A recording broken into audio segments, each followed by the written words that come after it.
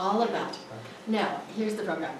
I got to meet Don Atwood a few years ago at the library, and somehow the talk turned to sailing. I don't know how it got there, but anyway, he lives at up at Raspberry Mountain and has been coming to Levita for many years, but finally built a house up there and lives there part-time. And he's done some really great sailing adventures. And this is Julie Dunn, his sailing partner on some adventures. And I mean, I think they can tell a lot about themselves better than I can, but this particular one is Passage to Paradise and crossing the Pacific in a small sailboat and stuff. Anyway, they're going to talk to you a little bit, and then we're going to get to live vicariously looking at these beautiful presentations. So, thank you so much.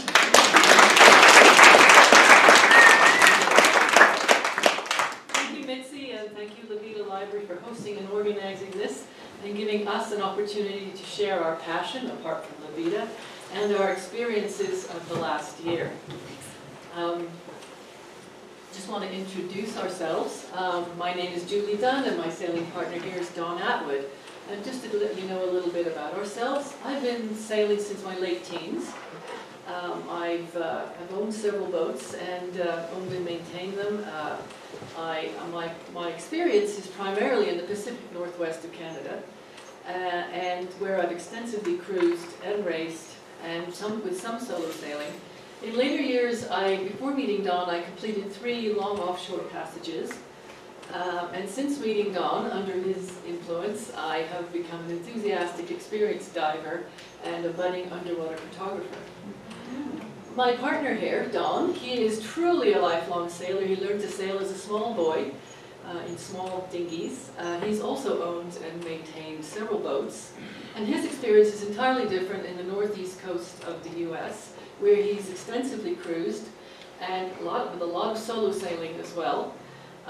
He also is an avid photographer, both under and over the water. Everything that you are going to see today is his work.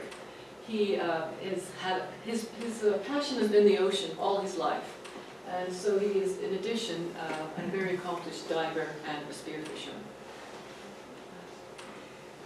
So we got together, the two of us, about 7 years ago. We were both looking for a sailing partner.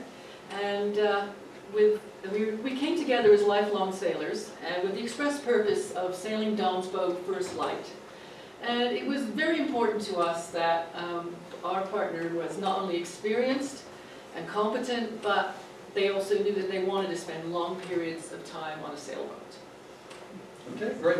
It's nice to be here. Thank you very much. I thought I'd show you the first 14,500 miles of First Light. I purchased the boat in Annapolis, Maryland, in Chesapeake, and over the course of years after I retired in 2016, I've been out sailing. In fact, First Light's been my home for a significant part of that time.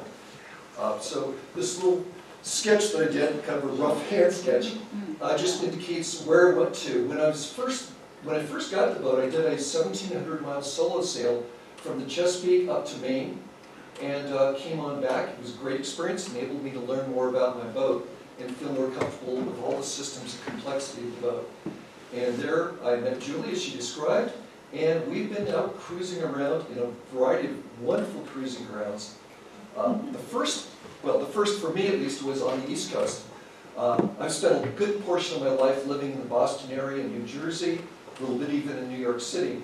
But the East Coast, from a sailing standpoint, is marvelous. It's full of history, it's full of interesting culture. There's a whole lot of fishermen, lobster pots are everywhere, which is a real nuisance because they tend to foul the prop on your boat. But it's a beautiful place, albeit it has a very short season. Once Julie and I set forth, we went to the Bahamas and we spent a season there. And the Bahamas are marvelous. They're close to the U.S. You can sail there basically overnight from, say, the coast of Florida. And it's just pretty. When you first enter the Bahamian waters, you're flying. It looks like you're flying. It seems as you're suspended in air because you look down and you're passing starfish and fish, and it's just absolutely crystal clear. It also has some very nice lobster, some beautiful underwater life, And it's a really marvelous place to spend time and to explore. From there, Julie and I, we decided to avoid the Eastern Caribbean. There's boat boys, there's crime, there's piracy, there's a lot of stuff going on. And we thought it might be more interesting to explore the Western Caribbean. So we both spent a lot of time down in Central America. All these photos come from Rio Dulce. And it's this jungle river that goes deep into Guatemala. It just kind of slices into that corner. And it's where they filmed the very first Tarzan movies. And as you go up this jungle river, there's howler monkeys up in the trees. There's egrets flying overhead. It's just a truly marvelous place. The Guatemalans are casting their fishing nets. It's rich in culture, history, mine ruins are nearby. Just another great place to cruise. We then went through the Panama Canal, and a little bit of time spent in COVID. COVID held up our plans. Julie and I wanted to set forth across the Pacific long before, but COVID kind of squashed that because you couldn't get into countries. So instead we holed up in the Sea of Cortez. And it's so very different from Guatemala and Rio Dulce. It's arid, but the waters are clear. It's great spearfishing.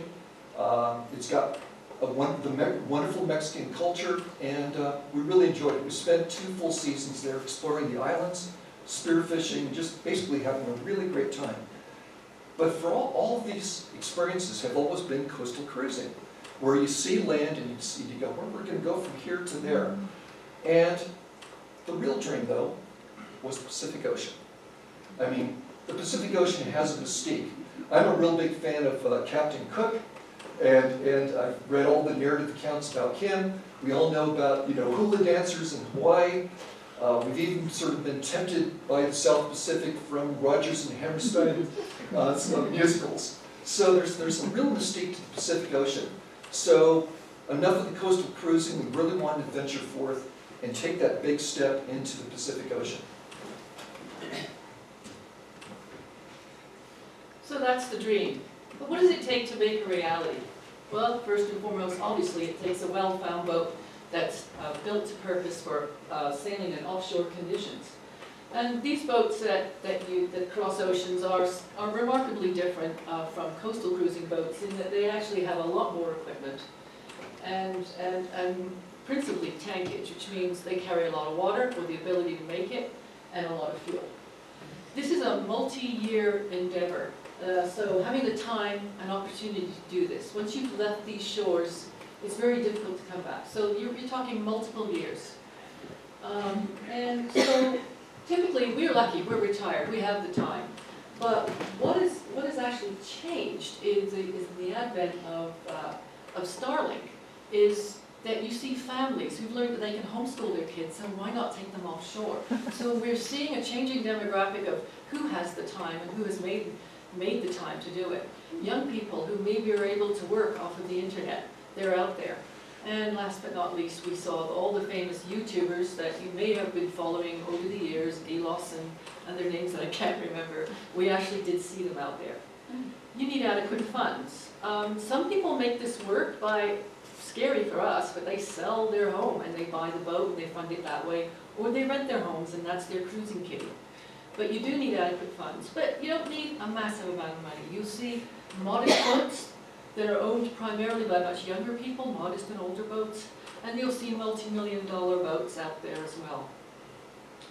Physical fitness. This is a demanding lifestyle. So you don't need to be super buff, but you have to have some level of minimal fitness because the lifestyle involves an awful lot of not just the obvious part of sailing, but climbing in and out of dinghies, lifting flagons of water, lifting fuel on and off the boat, shopping. It's quite, and for us, we dive, so it's diving equipment on and off the boat. Sailing experience, well, that would seem to be obvious, but you'd be amazed how many people actually set off with little. We actually had a lifetime of experience.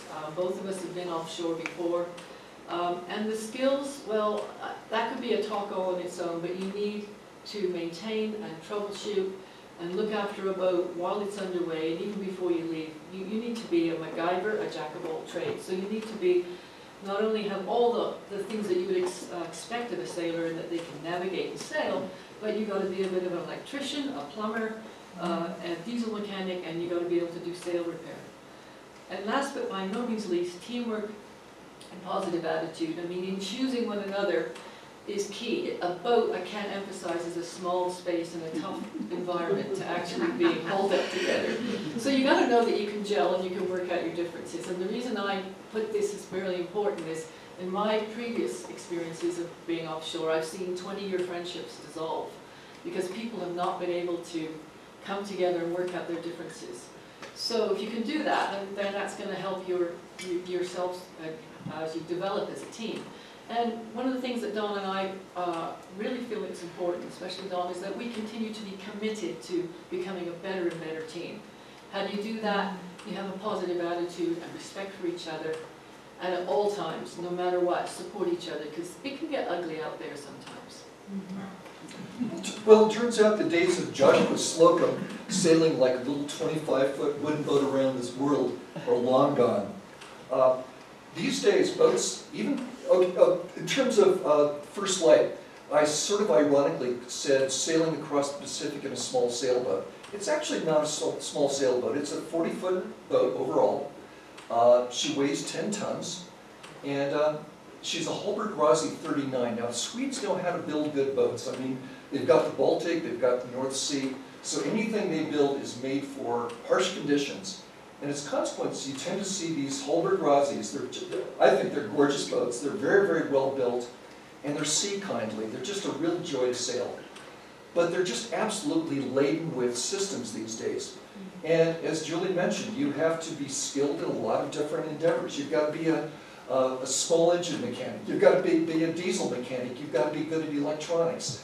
You've got to handle software. There's so many aspects to it that keep it interesting. Now, we do try to sail. When we sailed across the Pacific, it was mostly by sail. But there are those times that you might have to turn on the engine, and getting into close harbors and whatnot, it's required. So First Light has a 55-horse diesel engine.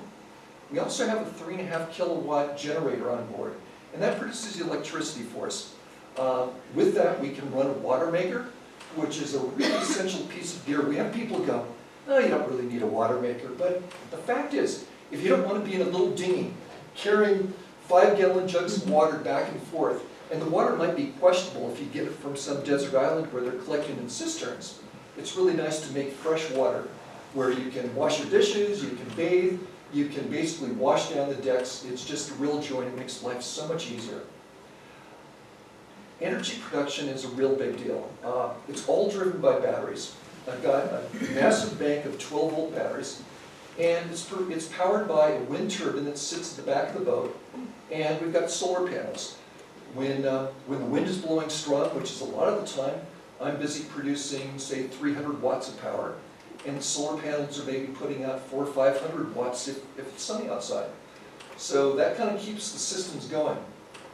When I started sailing, we had, well, it used to be with dividers, and I used to do sextant sun shots with my sextant to find out where I was. But these days, everything's changed. I mean, our phones have wonderful GPSs built into it, and we can pinpoint our accuracy to a couple meters. So these days, it's about GPS navigation, and that coordinate gets popped down onto an electronic chart, and you see exactly where you are in the context of the surrounding waters. Communications is important, partly just to stay in touch with friends, but also to get weather, to be able to communicate with home. So First Light has satellite communications, as well as a single sideband radio. Steering, you kind of imagine the sailor, he's sitting there at the wheel, but you can only do that for so long. It's absolutely exhausting. And when the seas start getting 8 to 10, 10 to 12, 15 to 20 foot, it's absolutely exhausting. So we rely upon a wind vane that's in the back, I'll show you later, or a small motor-driven self-steering gear that basically controls your direction, and it sails where you want to go, enabling us to go down below, to cook dinner, to get sleep, etc. Collision avoidance, there's always the big ocean through. It's such a big place that surely you're not going to hit anything. But we've all seen movies in which the boat crashes into something, and like Robert Redford, and you're hard-pressed to rescue yourself. Terrible movie, by the way, that he did. But we use radar sometimes if it's foggy, or for kind of looking out at nighttime. And AIS is this marvelous communication system between two boats where you do this handshake, you tell each other where you are. So you're looking at your chart plotter, and it could be an aircraft carrier or it could be a little 20-foot sailboat. It's still a blip on your screen, and you see the boat, and it will tell you whether or not there's a possible collision. We have a life raft and emergency gear. Heaven forbid if the boat went down, and they do, even the best boats, we'd climb into a life raft, we'd have communications and some emergency gear, and hopefully we'd get rescued. Once we do get to our destination, it's called ground tackles, anchors and chain. You're going to be, your life, your boat, it's all dependent upon good holding against the ground. So we've got 4 anchors. One is very expensive, very high quality anchor, as well as 300 foot of chain. And with this, when we set that down, that hook gets set, we sleep comfortably at night because we know it's not going to get blown away, even if the wind starts to pipe up. And then we have our car, or what we call our car. It's an 11-foot inflatable dinghy. We kind of stow it away on the deck, but when we get to the place of interest, we inflate it, and it's what gets us to shore. It's what gets us over to have drinks and abbeys with friends on board other sailboats, and it's absolutely critical piece of equipment. Sadly, they get stolen. We've had some theft, and we certainly know other people have had dinghies stolen, but that mostly happens in the Eastern Caribbean. And lastly, Julie's mentioned the fact that we're both very avid divers. We mostly do free diving, hold our breath and go down for a couple minutes, but we have a scuba compressor on board as well as 4 scuba tanks. So, trip preparation. It's all well and good to have that nice boat with all the systems, but there's still a lot of work before you actually say, yeah, we're going to sail 3,000 miles away from shore and be out in the open ocean for many weeks at a time. So you download electronic charts for your destination. You find weather sources, because the weather, as good as the forecasts are getting these days, they're only good for about maybe 3-4 days. And that varies from place to place.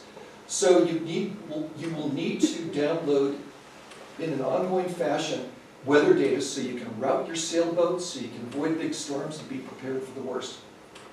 You might want to set up electronic communications. I mentioned that single sideband radio. Before we departed for Mexico, we coordinated with some friends, and it was kind of nice in the morning. You'd sort of prearrange a channel or frequency and a time, and you'd log in, and you'd say hi, and you'd compare notes, and you'd talk about anything you've learned about the weather and share experiences. Jolie's a nurse, so she's able to create a very comprehensive medical kit. Drugs go bad after a little while. I don't think she can do an appendectomy on me, but we can do a lot of other stuff. We've got staplers for sutures. We've got every possible drug you could need for a wide variety of circumstances. It scares me, but she's got a catheter. We've got all the gear that we might need. And then once we get going, of course, before we get going, we need to provision the boat, and Julie will talk about what that takes. That's a massive task. Purchase spares. We came into a beautiful anchorage in French Polynesia, and we'd sailed these glorious sails, a sunny day, the winds were in the right direction. We came into this iconic harbor, and I'm like, well, it's busy in there. I better start up the engine. Push that starter. Nothing happens. Complete silence. And it finally took. But that was the last time it was going to start the engine. So fortunately, I had a starter. I have many things. I've got generators, I've got starters, I've got water maker parts. All the things that you need if you're out in some atoll and your life depends upon keeping your boat functioning properly. We make sure the boat's shipshape. Here's a picture of First Light. She's been hauled out. We scrub the bottom. We might paint it with new bottom paint to prevent algae growth. We put zincs on. We check the propeller. I had a rigger go up and check the standing rigging to make sure we weren't going to get dismasted. By the way, many boats get dismasted. There's a lot that goes into it, making sure that you're in absolutely sound shape before you take off. And then, wrapping up life at home is tricky. You've all seen the double verifications, like, okay, allow us to send a text message to your cell phone. Well, that doesn't work in a lot of places. First off, your telephone is no longer valid. You've got a SIM card from, I don't know, Tahiti or something. So it's really essential that you try to get somebody to handle your mail, that your mortgage is getting paid, your insurance, everything has to be going forward so that when you're off in some atoll and you're incommunicado, you feel safe, you feel comfortable, you know that things are going okay back at home. And then lastly, everything's ready, you've done all these things, check, check, check, check. You get down to the bottom and you don't necessarily want to leave that day. You might have to wait a week. Or people were waiting 2, 3, 4 weeks to depart from Mexico, waiting for that optimal weather window that permits you to go where you're going, not encounter storms, the wind's blowing in the right direction, and the seas aren't 25 feet. So, let's see. Jill? Okay, well, that's a pretty true statement. Good food is critical for morale. I can't emphasize that enough, especially on passage. Tasty, appealing meals, snacks available at all times. So here's a little bit of these. On the far left, you got all the things we love. We love Trader Joe's. So, so things that we were gonna, fun foods. To me, that's the fun food capital of the world, Trader Joe's. Nuts and crackers and things, great food. And on passage, you end up baking bread. You're not going to find bread, you got to make it yourselves. Alcohol, super expensive in French Polynesia, so lucky we were in Mexico. We stocked up, should we say. Tequila, rum, and beer. On the top right is, that was the bounty of one garden in the Marquesa Islands in French Polynesia. We bought and bargained for. And last but not least, one of the delights of being on the water is catching tuna or mahi-mahi in particular things.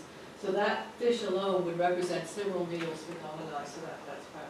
So my job as first mate is not only cooking all the time, but provisioning, the planning, and everything that goes into that side. The skipper has more than enough to actually worry about. So this is me. So there I am. And you're in a galley, and you can see right away it's tiny. And that's really by design. Don's boat is a beautiful boat, but you also, when you're underway, you've got to cook when you're underway. You can't wuss out, because food's important, nutrition's important. So you wedge yourself in there, and you see that I'm hanging onto a bar. That's for safety if I need. I've got a 2-burner stove with an oven down below that actually swings. So as the boat heels and lurches, it will always stay level. And when I'm cooking, I'll put pot clamps to keep those said either pans or pots in place. I've got a double sink, and in the far corner, a fridge freezer. It's all in a really tight space. The cupboards behind have all manner of staples that you would frequently want to access, and all your condiments, and everything is right there at hand. And it's really almost comical.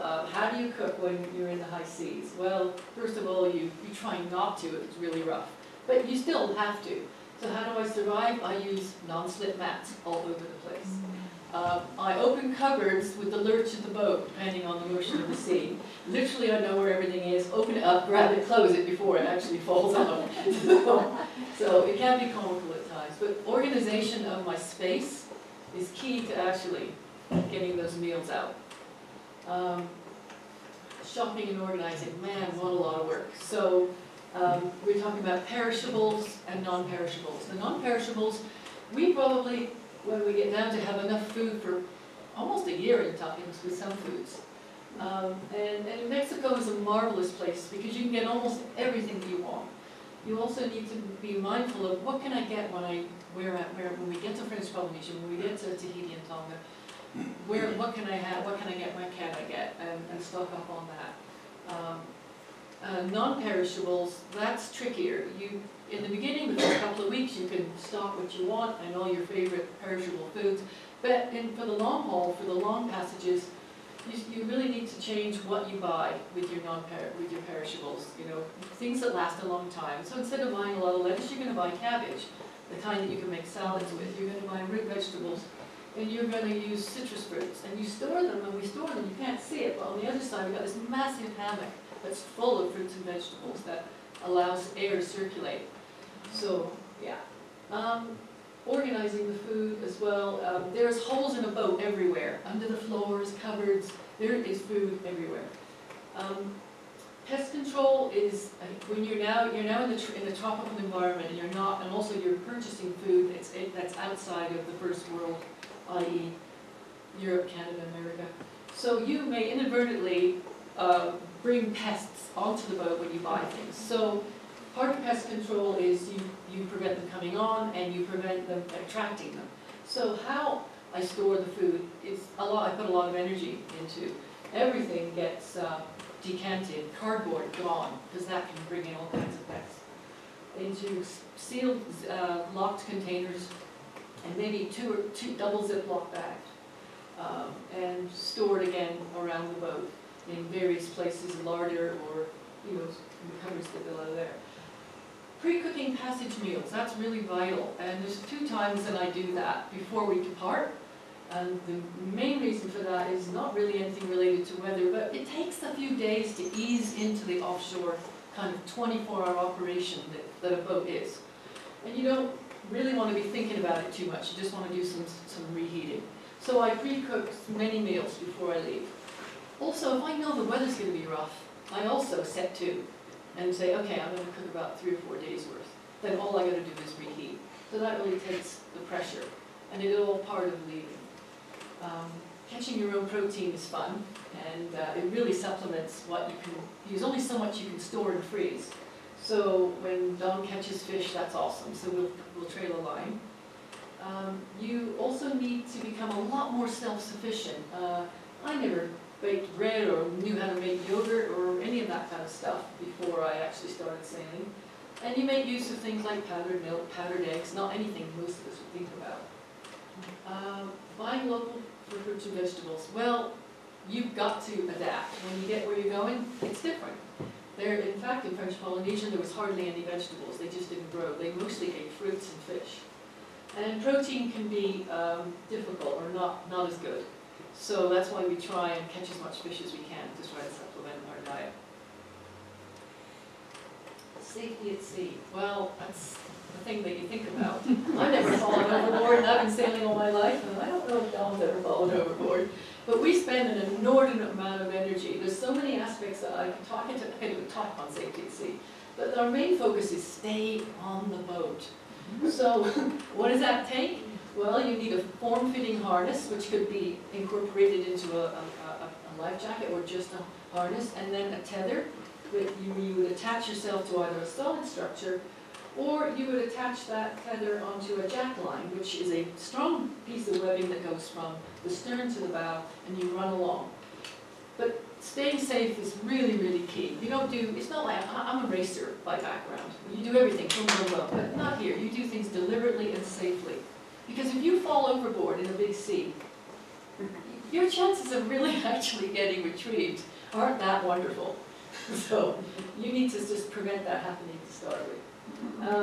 But it's always a bit of a scary thing that you go alone, go to sleep, and your partner's up there. So one of the things we do have is a personal locator beacon, which we wear on ourselves, which if we fall overboard and it activates, it will actually set off an alarm inside the boat to alert your partner.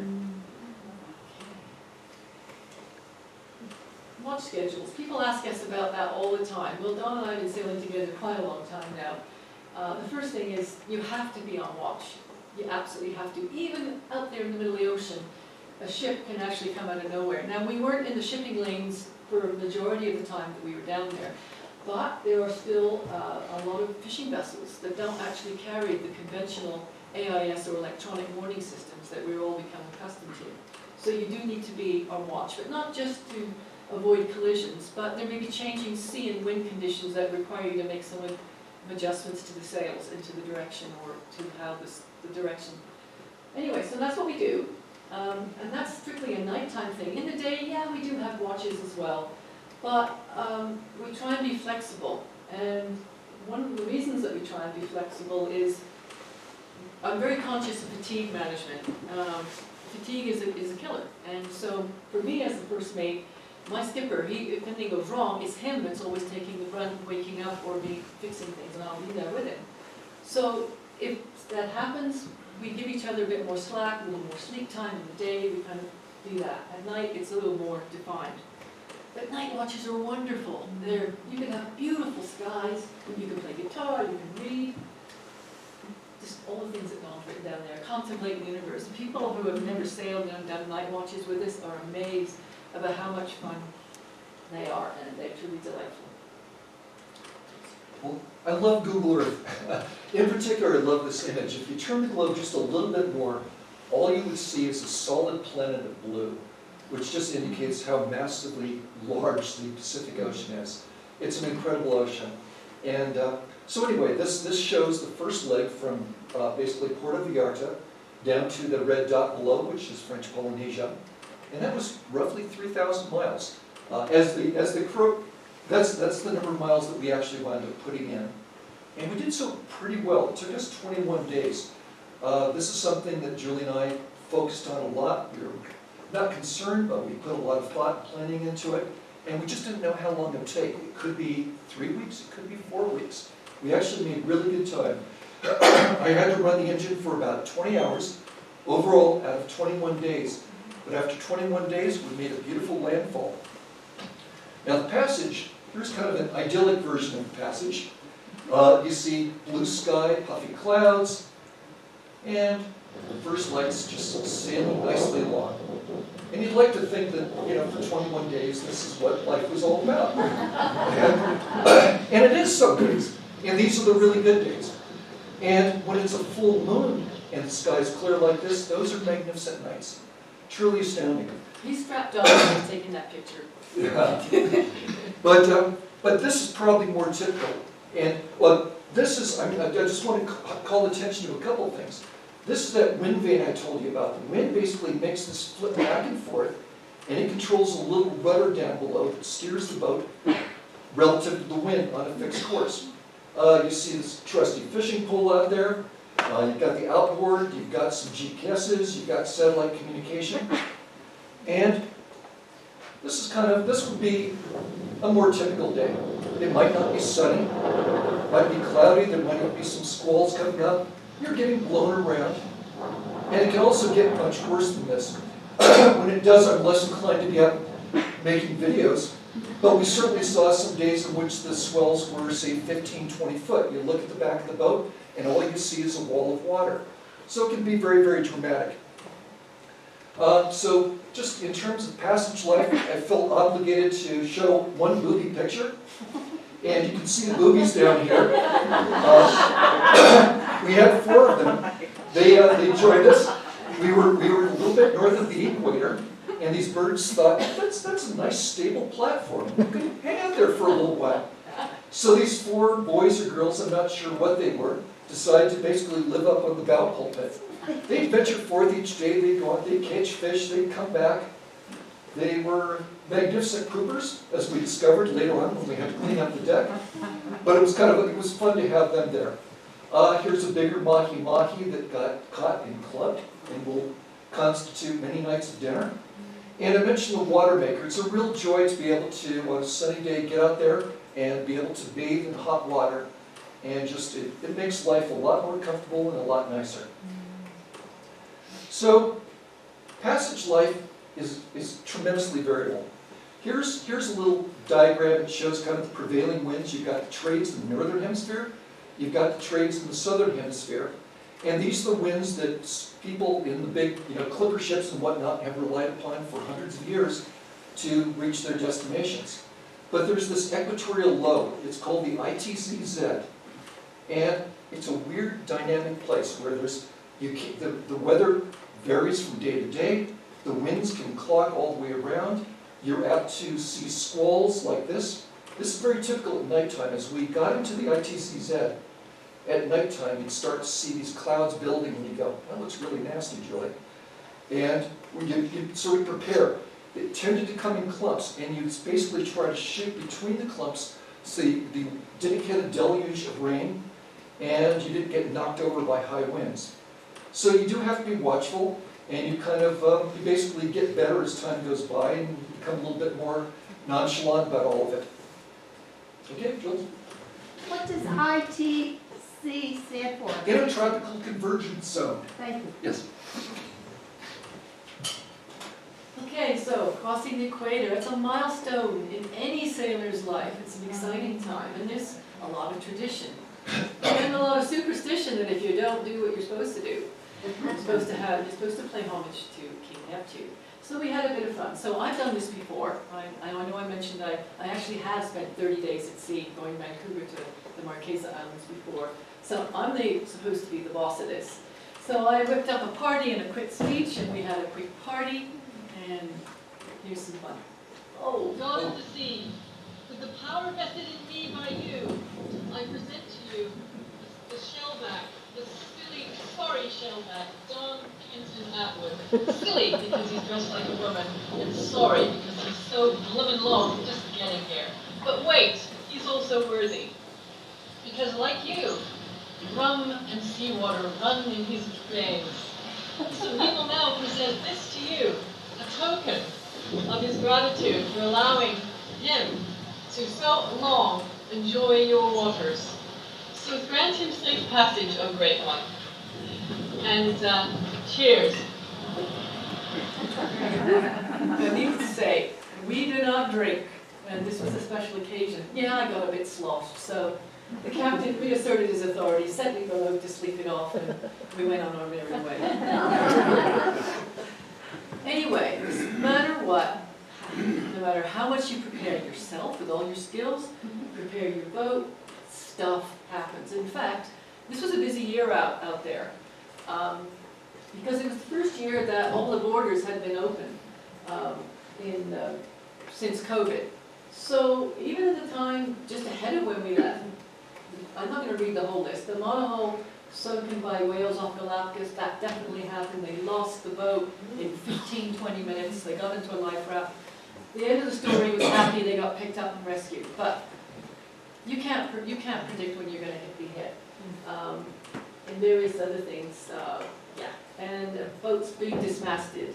So you prepare, but part of it is knowing that stuff happens, and also having a plan for dealing with all the emergencies. And that's where the teamwork and the preparation and the thought and planning comes in.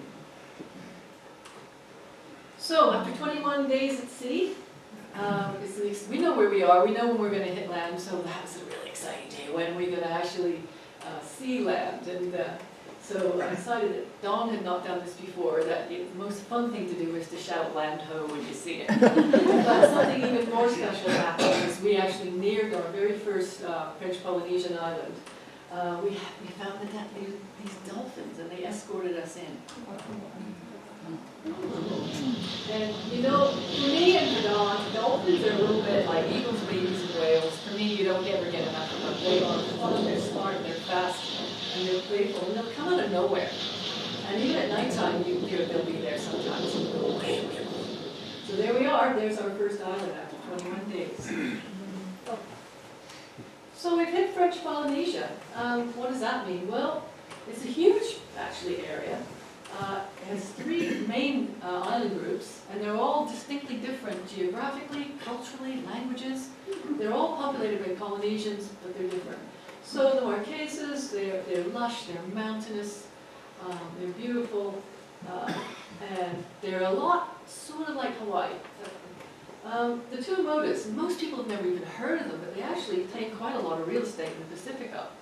And what they are is an extremely large collection of quite small to very, very large coral atolls, which are rings of coral with an inner lagoon. And a fair number of them have gaps in that coral that allow you to actually navigate inside, into the placid waters inside.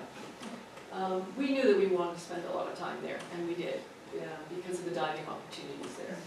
And last but not least, most people, when you talk about French Polynesia, they think of Tahiti, and that would be that group to the left is the Society Islands. And they're an interesting combination because they are also lush and green and mountainous, but they have a fringing coral reef that you will need to negotiate. A fringing coral reef, you go through, and you've got your inner lagoon. It's much smaller in sort of area, but it makes for a really, really beautiful island group. Okay, well, for much of my life, I've been looking forward to landfall in French Polynesia. And there's one particular place that's very, very iconic that I really wanted to arrive at. And it's called the Bay of Virgins in the Marquesas. It's kind of the history here and the changing sensibilities is interesting. It turns out it was used to be called for about 1,000 years in the Marquesan language. It was called the Bay of Penises for obvious geographic reasons. But when the missionaries came, they decided that it was really time to make it a little bit more family friendly. So by permuting a single letter in the Marquesan language became the Bay of Virgins, which is its official name now. But this is a truly iconic harbor. You can see lots of sailboats there. I'm flying my drone in towards the beach. There's a beautiful little village. Not a lot of people live there. And you can kind of see this magnificent valley going back up into these very rugged, very mountains. And it's truly a lovely place. We were so captured by it that we stayed there for a period of about two weeks. We snorkeled, we explored the jungles, we did lots of hikes, and basically just thoroughly enjoyed it. It's one of the prettiest places that we saw along the way. But the Marquesas in general are gorgeous. So here's just kind of a smattering of photographs. You can see how rich and green it is, how incredibly mountainous it is on that upper left photo. Down on the right, you see again these very rugged-looking mountains. And you also see copra, where they're drying coconut. That remains, even to this day, a very big business for the local Polynesians. I don't think they get rich doing it, but it's a possible way for them to make some money.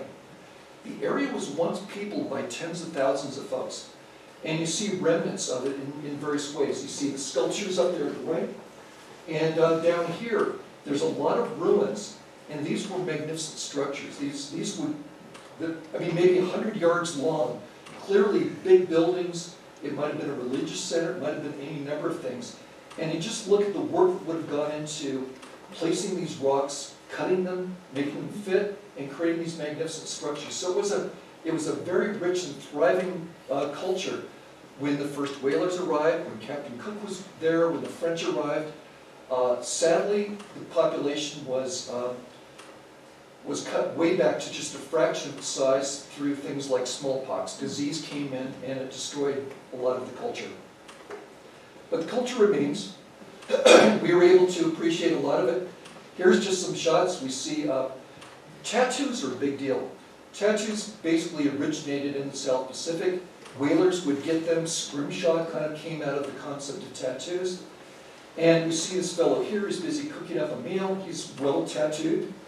And here's the fellow who sold us that batch of fruit that Julie was showing. And he was describing his tattoo. This basically is a description of his very first wild boar hunt. And somewhere in there, at least symbolically, was him hiding in bushes on a full moonlit night. And there's the symbolic boar. So there's a lot of storytelling. And even nowadays, a lot of cruisers like to go, and they have some concept they want to present. So they'll work with a local artist, and they'll basically put the concept onto a leg or an arm or something like that. We see fishermen down here carving up tuna. And here's some ladies. This is a local woman and a cruiser, and they're busy making tapa. You basically take the fiber from the tree, and you're able to make parchment paper out of it. And then they do this beautiful artwork on top of it. So the culture remains strong. They're also, I put this in just to represent the fact that they're very devout. There's many denominations in Polynesia, but they're very, very devout, and you see a lot of churches. Okay, so after about 3 weeks, it was time to move on to what in our minds was the main event. We're divers, so this was where we were going to have our best opportunities to dive and swim in crystal clear waters where there were plenty of sharks and hopefully rays and other large charismatic life which we love to see. So this is just a collection of pictures that gives you an idea of what atoll life is like. And again, to reiterate, these communities are basically perched on top of what is basically narrow rings of coral. And they don't have any natural water, so they collect everything. And very little grows, except palm trees or coconut trees. And so there are plantations and there's copra production as an industry. The other industry that proliferated, but sadly, because the Chinese got into it, they made their own Tahitian black pearls. They farmed, they had pearl farming everywhere, but that's still there, but to a lesser extent. We loved our time in the Tuamotus. The Tuamotus are also known as the Dangerous Isles. And someplace that nobody would ever dare go, especially prior to the advent of Google Earth, you always took a risk going or trying to transit the passes. So, negotiating the pass. So after, say, a 3-day sail between Marquesas and the Tuamotus, we made landfall. And this is just an example sort of the typical kind of narrow passes that you have to actually negotiate to get into these inner lagoons. And they're tidal. So as you approach, you may be faced with the daunting sight of crashing, breaking waves on coral ring, and then you're looking for that gap where there isn't anything, and that's where you're meant to go. And so, but it's not as easy as that. There's tide, and there's usually a lot of it, so you're going to have to wait for slack tide. And in the absence of really hard information, that can sometimes be tough. So you may find yourself fighting a current. You don't ever want to be whooshed inside a tight space where you've got coral either side with no steerage. If you're being whooshed along, sounds good, but you can't actually steer. Your best thing is to have the current against you. Now we can fight up to around about 6 knots of current. Now you don't trust the charts because they're usually kind of inaccurate. So Google Earth was a total game changer and why we love it. But the other thing is nothing like what I call Mach 1 eyeball. So I'm on the bow with a pair of Polaroid glasses, and if we timed it right, and if it's the time of the actual slack tide is going to work for us, ideally the sun is behind us. You have to look where you're going. If you crash into coral, you can total your boat, you can lose everything. So it's really, really important. On the right there, you'll see that's me being flown along in the pass. So one of the other delightful things about the pass is that actually it represents some of the most wonderful snorkeling opportunities. So but you've got to do it with an incoming tide, or else you'll be pushed out to sea. So I'm hanging on, and if you look way up in the distance behind, you'll see. Oh, thanks, Don. I'm actually hanging on to the dinghy, so not much is going to happen to me no matter. And I'm being whooshed along at 2 knots, and trying not to get scraped by the coral. Okay. Well, once you get to your destination, you've gone through that pass. Well, you've got to deal with what we call bommies. Part of the attraction of the place, of course, is the fact that you've got beautiful coral everywhere. But coral also can be a problem. On the upper left there, you see an anchor that's set rather badly. It's jammed in the coral, and it does 2 things. One is it's damaging the local ecosystem. It's destroying this beautiful coral. But also that's not safe holding. If the wind were to blow or the wind direction to change 100 degrees, 180 degrees, you're going to swing around and basically you're going to lose your holding. So there's an approach that can be taken instead. And we learned this. It was a little bit of a trick. But basically you take your anchor and you suspend it with floats. So the anchor catenary, or chain catenary goes down and it's kind of supported and it's held off the bottom. So your anchor's set down here, but you can swing 360 degrees around. You don't damage the coral, you've got good holding, and it's all much better. Here's something you can see, just the amazing clarity of the water. You can actually see the chain in first light. And 3 of the floats out there, these were pearl floats that we bought from old pearl operations there in Polynesia. And it worked really well. It was a very nice way for us to handle things. The other draw for us in the Tuamotus was the sharks. You know, I was raised, I watched Jaws. I still sometimes, when I'm out in lonely waters, I hear that music throbbing in the background. It's unavoidable. We all kind of have that innate fear. But there's a fascination with sharks as well. And Fakarava, which was one of the atolls there in the Tuamotus, is known for its sharks. So here's just a little video that shows the plethora of sharks that existed there. Blacktips were everywhere. If you jumped over the side of your dinghy to go snorkeling, you'd probably be investigated by a blacktip within a matter of minutes. We also had whitetips, very beautiful sharks that would be swimming around and working. They can sit on the bottom. They don't need to move to breathe. And then we had the grays. And the grays would come together. They're waiting for a special event. On the 4th of July, there was going to be this massive spawning event in which the grouper, these beautiful fish, would come together in the millions. And they're waiting for that one magical night. And they the females would shoot up, and the males would come up, and fertilization would take place. And these gray sharks are basically slowly building up into the thousands, waiting for that one magical moment where there's going to be a feeding frenzy and a whole lot of procreation going on. And it was interesting. At first, you're a little bit nervous. After a while, you get casual. After that, you go, maybe I was too casual. I'm getting kind of stupid about it. But you're swimming through hundreds of sharks. These are big gray sharks that might be typically 6, 7 feet in length. But they're also beautiful. Here, by the way, these are the grouper. They will be the prey. Usually, they would be the prey at night. There was a little feeding frenzy that was going on in the coral reef. Occasionally, the sharks would get hungry and something would motivate them to kind of attack a grouper. But generally, they were sedate, waiting for that magical moment. And I have to admit, it was one of the great underwater experiences that we'd ever had before. One of the things I'd like to add to that is that what Don describes as Bacaraba, to our current knowledge, is unique in the world. That's why it's a famed pass. And my dream was to go back and be a competent diver. These are technical dives.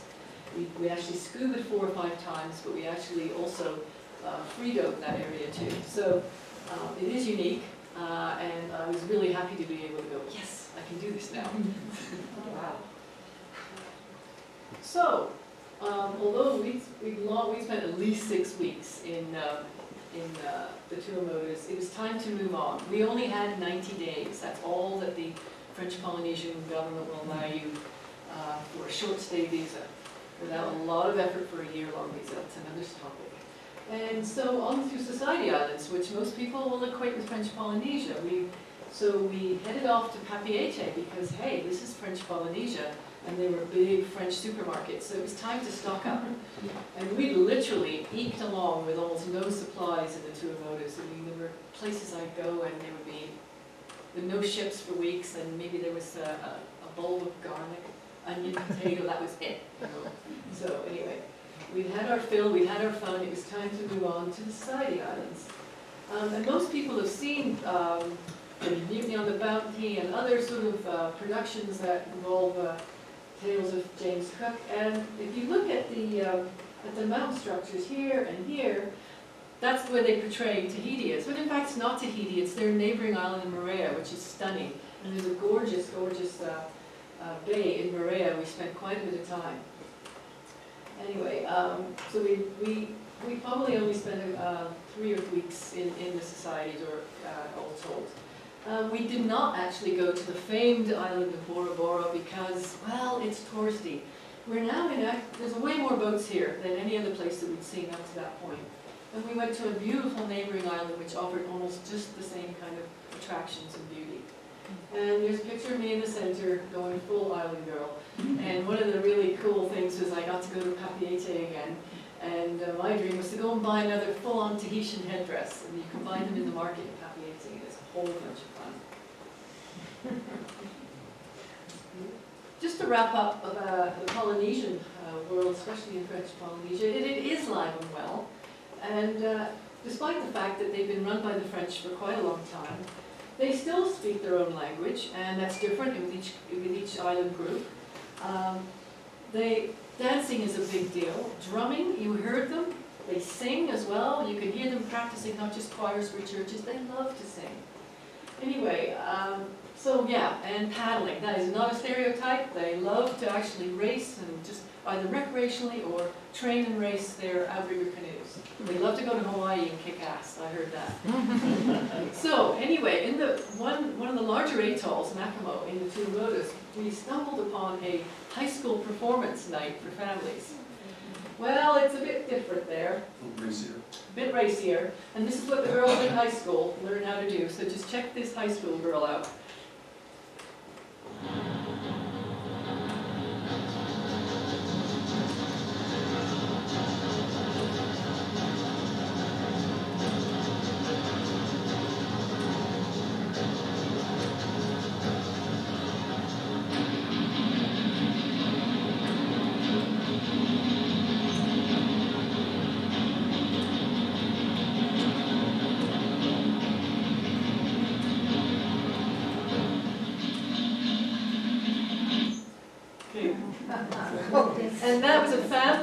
family event. And their grandparents, parents, everybody, the whole family, all dressed out in their Tahitian dresses and their flowers in their hair. That was one thing I forgot to mention. I really loved is that everywhere you went, women wore fresh flowers in their hair. And they sometimes decorated their straw hats, even the men would get into it. Because flowers and flowering shrubs were everywhere in the Polynesian world. Okay. Well, the 90 days had passed, and it was time to move on from French Polynesia. And the next passage, Leg 2, was Polynesian to the Kingdom of Tonga. It's a small country, it's a marvelous country. It's got a population of only like 250,000. But as you can see from this Google Earth image, it's got some beautiful shallow waters, crystal clear. It's a really lovely place. But to get there, we had about 1,350 miles to go. It took us 11 days. And it was probably the nastiest passage we encountered the whole time. This is where we saw seas of 15 to 20 foot. We had a lot of rain. It was just a really terrible condition. And it seemed like the wind would go from one direction to the next, and you're always trying to figure out the best optimal path. We'd hoped to stop at a couple interesting places along the way, but the conditions were so formidable we just had to carry on, and we got to Tonga. Tonga was really marvelous, though. It was relaxed in a way that we hadn't seen in French Polynesia. And as you can see from the photographs, it's quite beautiful. The water's clear, there's palm trees and dense forest. There's little scattered villages with huts and whatnot. The people, much more so even than French Polynesia, they're deeply religious there. And you see a lot of Mormons, there's the Catholic Church, there's every possible denomination exists. We went a couple times to the Catholic Church on Sunday where the choir was magnificent. They practiced and they were superb at it. And then everybody in the church would break into song. And boy, can they harmonize. It was truly a lovely thing. And most of them are wearing traditional garb. Here's a little family. They feel that they should dress the same, so they all have their grass skirts on and their similar fabric tops. And really nice people, relaxed. It was a good place to just kind of chill out. We did a little bit of diving. It wasn't as good as we might have hoped for because there was a volcano that blasted about 3-4 years ago. And it created a tsunami that just swept over the entire island group, destroying a lot of the coral reefs, destroying a lot of the land. And but anyway, they're recovering. They also are recovering from COVID. It wasn't until the beginning of last year that they opened up for the first time in several years. They had just completely shut down the islands. So when all of a sudden cruisers started to arrive, people started going to the grocery stores and buying goods. It was a real joy for them. It opened up. And they were quite happy and friendly to see outsiders coming in. We also, in some of the outer islands, we had a chance to sample the Tongan culture as well. There's one little place that we pulled into, and there's maybe 5 or 6 sailboats there, other cruisers. And this fellow here he paddled out and offered to have us join him for a feast on a Saturday night. So here's a whole plethora of wonderful foods, a lot of ceviche, it was a lot of fish, it was a lot of fruit, it was chicken, they had a roast pig for us, and they also provided a little bit of entertainment, which you'll see is significantly more sedate than that of the Polynesian culture. In Tonga, Dad and Mom are back there performing, and their daughter is doing more of a traditional hand dance. Anyway, lovely evening. Nice to be able to share the experience with our fellow cruisers and get a little taste of the Tongan people who, like I say, were just absolutely marvelous. The other thing that makes Tonga a remarkable destination is that the whales go there. Every year from Antarctica, humpback whales go up there during the southern hemisphere winter, and they go up there for 2 purposes. They go to mate, and the females go up there to give birth and basically raise their calves to a point where they can safely take them back to the chill waters of Antarctica. So here's just a little video that gives some sense for it. Boats will take you out. You basically can pay to be taken out in a small boat. There'll be a guide, a captain steering the boat, and you find places where the whales are. The guide will go out, scout the situation, and he'll shout, "Go!" And 4 divers jump over very hurriedly, you've got your mask snorkel fins on, and you hustle over, and if you're fortunate, you get a chance to see the whales in action. They go down very deep, you'll see just a little twinkle of white down at a depth of 100, 150 feet. And then they rise up, and they're expressing a certain degree of curiosity, as you can see here.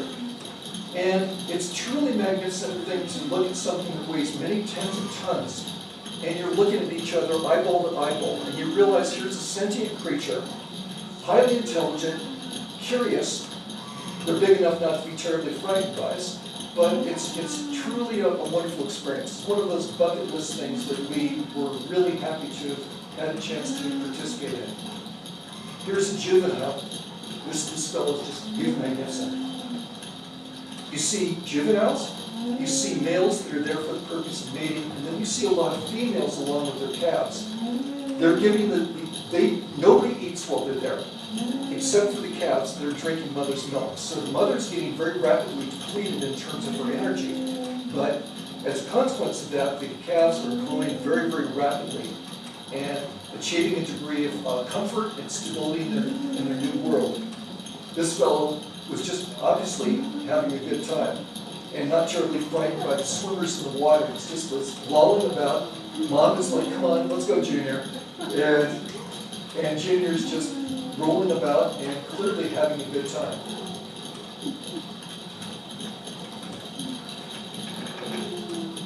And then that one sweep of the fin. Yeah, it's real joy. And the next one, here's a juvenile that came. And he was either highly curious or a little bit aggressive, we're not quite sure. But he came up and seemed to be expressing a great deal of interest. And a little bit later, after this shot was taken, he's tail slapping.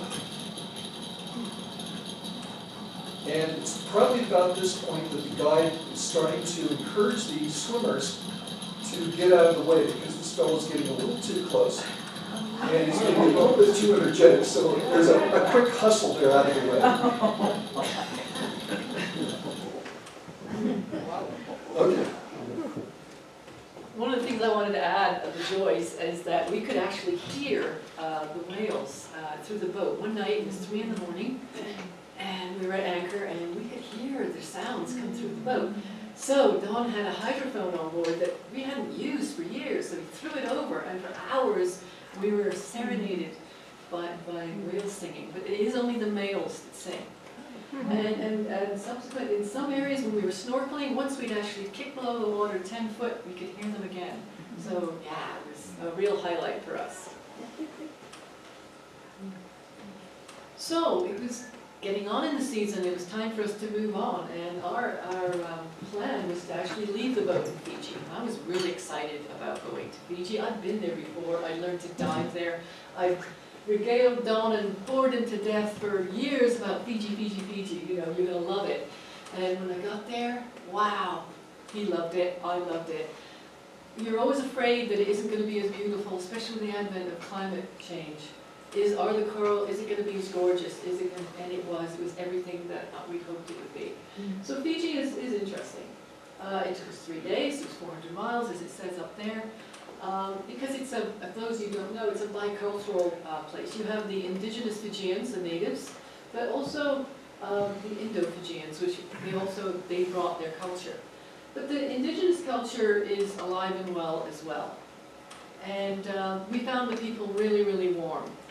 You couldn't go by without the sing-song greeting of Bola, you know, which is Hola, you know, same thing. And they were friendly, they were warm, they were interesting. But you'd left the Polynesian world, you were now in the Melanesian world, and it was quite obvious. There were quite a few differences, clearly from the way they looked. So we only spent 3 weeks in Fiji because we plan to go back there.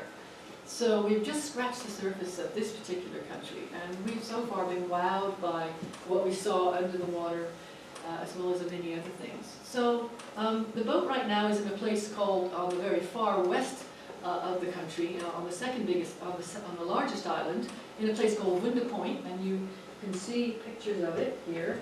That's where the bar is. And these are the staff, and they have this wonderful tradition of singing off the boats that are heading to New Zealand, because actually the vast majority of boats leave Fiji for the cyclone season, and they sail down to New Zealand, a challenging sail. So they sing.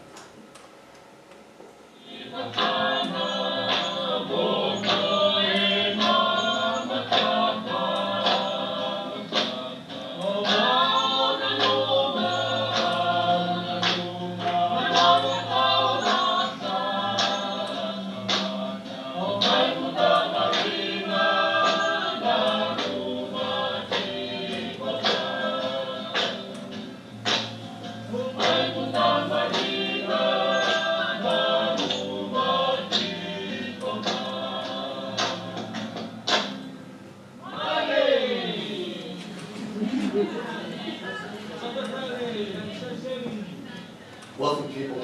That Bula culture is really marvelous. In fact, I wanted to make a doormat for the house that said Bula, and then that would enable me to explain what it is, this lovely greeting. They're marvelous people, and we look forward to going back. Well, we talked a lot about underwater and how great the coral is. If you'll bear with me one last, as we close this up, bear with me, I pulled together a little video, just clips that were made from free diving and scuba diving in all of the islands that we visited. French Polynesia, Tonga, as well as Fiji. So, here goes.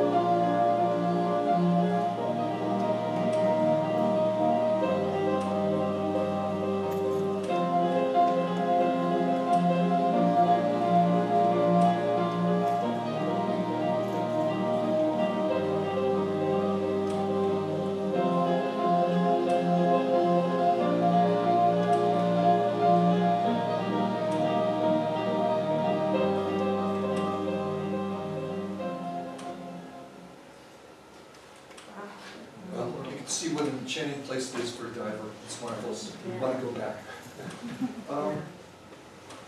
One of the things that makes this such a wonderful experience is the friends that you make along the way. We've talked a lot about the culture of the different countries and how wonderful the people have been, but there's the cruising friends you make along the way as well.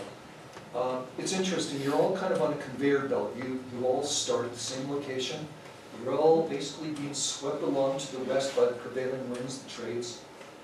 And see, there's a tendency for you to sort of bunch up along the way. There's safe places to go, there's less safe places to go. So you do tend to run into people, and you might look forward or coordinate, hey, let's meet at this atoll or this country or this place.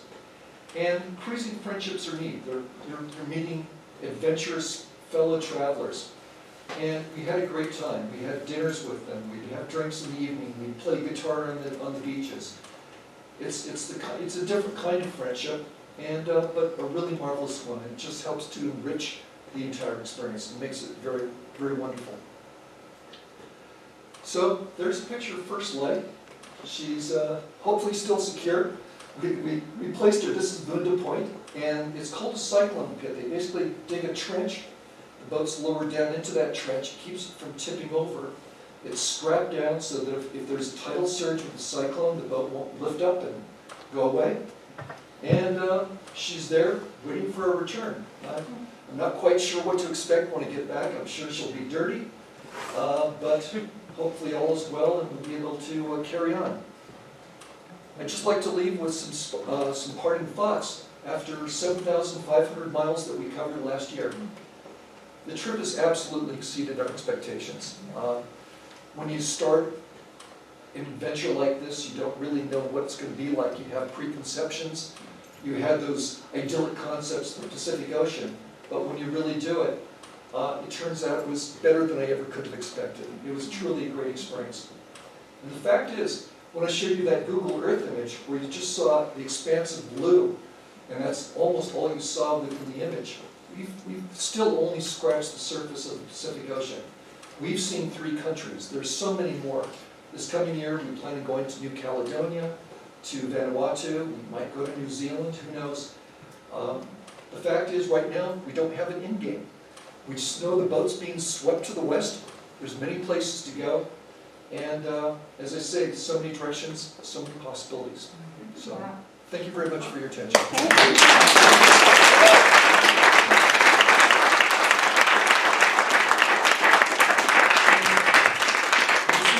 How are we doing? Do we have time for a couple questions? Okay, does anybody have any questions? Yes, Chris. So Don, I just want to clarify, when there was gray sharks in a feeding frenzy below you, you were there in the water with those sharks with blood going out over. I swam down to them. Okay. Just wanna Nobody make- else was doing it, Chris. Just want to make sure, yeah. And the second question is, so I guess you said with your schedules that if a blip, your AIS system is indicating that there's some size of a boat in front of you, Right. that you always have someone awake at night, so it's not going blip, blip, blip, blip, blip, blip, blip, blip. No, it doesn't just, it's not like a quiet, dark room and nobody there. We've always got at least one person awake doing the watch.